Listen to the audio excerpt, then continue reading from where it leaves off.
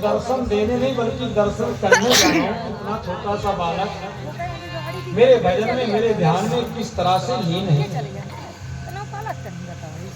सबका बताओ जब अपन मैत्रेय मुनि हरिद्वार में ये कथा विदुर जी को सुना रहे हैं।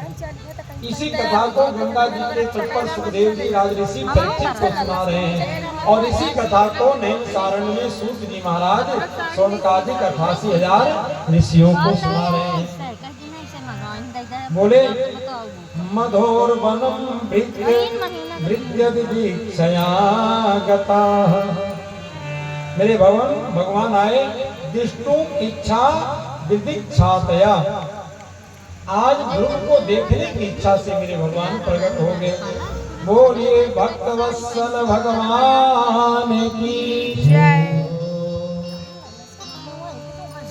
ध्रुव जी के स्वरूप का दर्शन कर रहे थे, भगवान ने उस स्वरूप को अंतर ध्यान कर दिया। ध्रुव की आंखें खुली तो देखा रहे तो ये वही प्रभु तो सामने खड़े हैं जिनको मैं समाधि में जिनका दर्शन कर रहा था। ध्रुव जी कुछ बोल नहीं पा रहे। ध्रुव जी भगवान को देखते हैं और भगवान ध्रुव को देखते हैं। हम लोग कहते हैं ना भगवान मिलेंगे तो गाड़ी मांगेंगे, घोड़ा मांगेंगे, मकान मांगेंगे, दुकान मांगेंगे। अरे भगवान मिलेंगे तो कुछ भी बोल ही नहीं पाओगे, मांगना तो दूर है।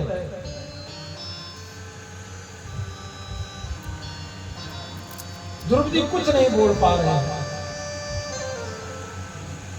तो भगवान ने क्या किया? स्पर्श बालम कृपया कपोले। भगवान ने अपना संग ध्रुव जी के गाल पे स्पर्श कराया और जैसे संग का स्पर्श कराया ध्रुव जी ने बड़ी सुंदर स्तुति की है। क्योंकि भगवान कृपा करें तभी हम आप बोल सकते हैं।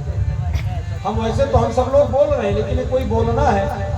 हम लोग स्वार्थ की भाषा बोलते हैं, मतलब की भाषा बोलते हैं, काम की बातें करते हैं। लिखा है यहाँ फालतू बात करना मना है, काम की बात करो। इसलिए ध्रुव जी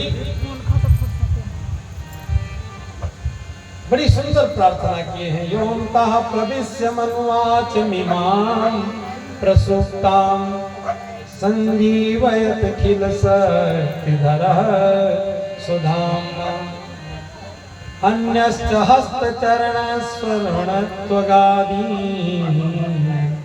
प्राणान् नमो भगवते पुरुषाय तुभ्यं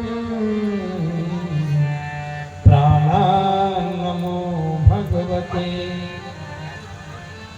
ध्रुव जी प्रार्थना करते हुए कहते प्रभु ये हमारी जो इंद्रियां हैं इन इंद्रियों को भी शक्ति देने वाले आप हो। आप ही की शक्ति से आंखें काम करती हैं, काम सुनते हैं, हाथ चलते हैं, रसनेंद्रियां काम करती हैं। बहुत से ऐसे मरीज मिलेंगे ना जिनको स्वाद पता ही नहीं चलता है। ऐसी एक बीमारी भी है। वो चाहे टिकिया खा लें, चाहे पापड़ खा लें, चाहे पकौड़ी खा लें, चाहे रसमलाई खा लें, उनको कोई स्वाद का ज्ञान होता ही नहीं है। तो हे प्रभु ये जो इंद्रियों में जो शक्तियां हैं वो शक्ति भी तो आप ही प्रदान करते हो। बड़ी सुंदर प्रार्थना की है। प्रभु भगवान प्रसन्न हुए। बोले ध्रुव जी क्या वरदान देंगे? बोले प्रभु अपने चरणों की भक्ति दे दिए।